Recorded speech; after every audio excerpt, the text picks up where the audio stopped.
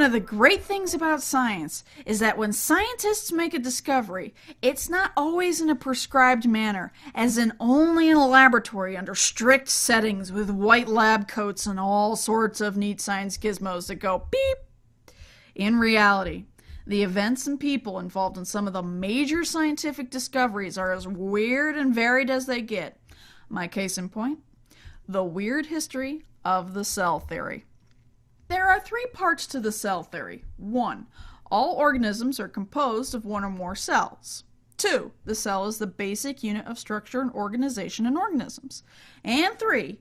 All cells come from pre-existing cells. To be honest, this all sounds incredibly boring until you dig a little deeper into how the world of microscopic organisms and this theory came to be.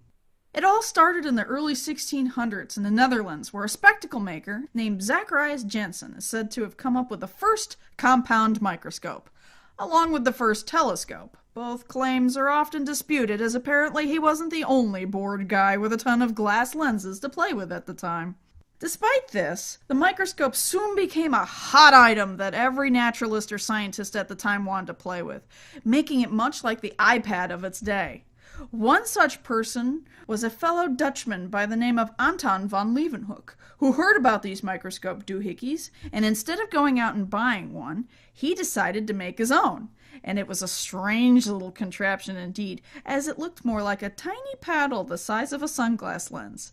If he had stuck 2 together, it probably would have made a wicked set of sunglasses that you couldn't see much out of. Anywho, once Leeuwenhoek had his microscope ready, he went to town looking at anything and everything he could with them, including the gunk on his teeth.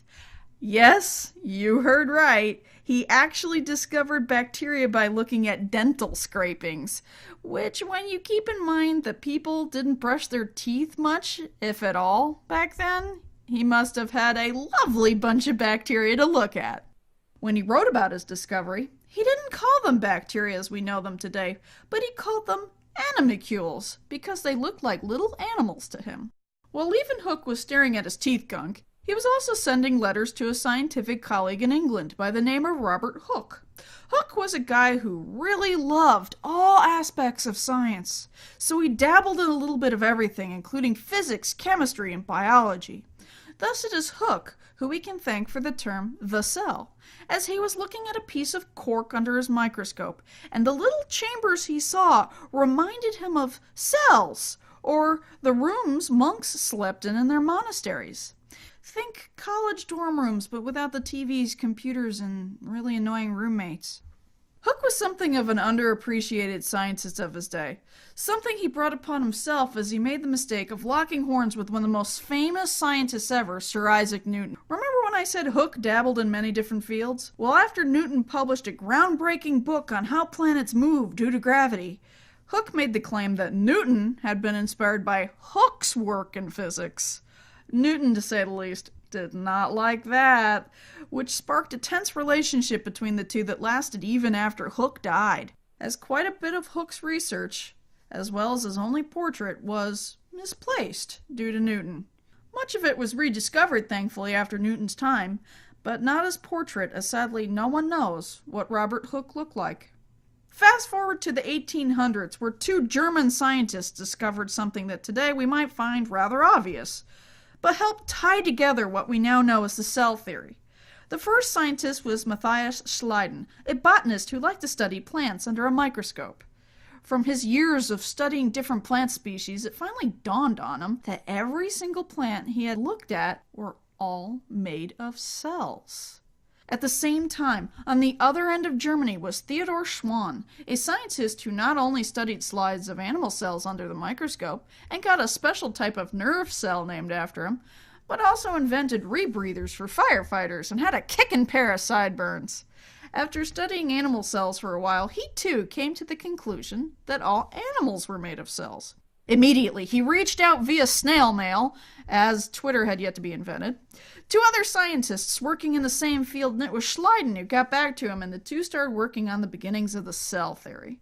A bone of contention arose between them, as for the last part of the cell theory, that cells come from pre-existing cells, Schleiden didn't exactly subscribe to that thought, as he swore cells came from free cell formation, where they just kind of spontaneously crystallized into existence.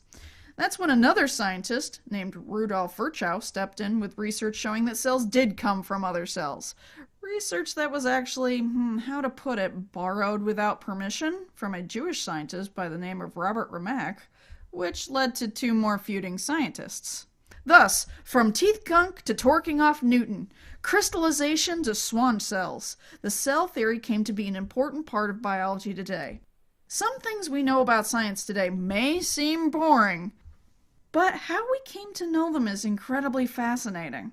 So if something bores you, dig deeper. It's probably got a really weird story behind it somewhere.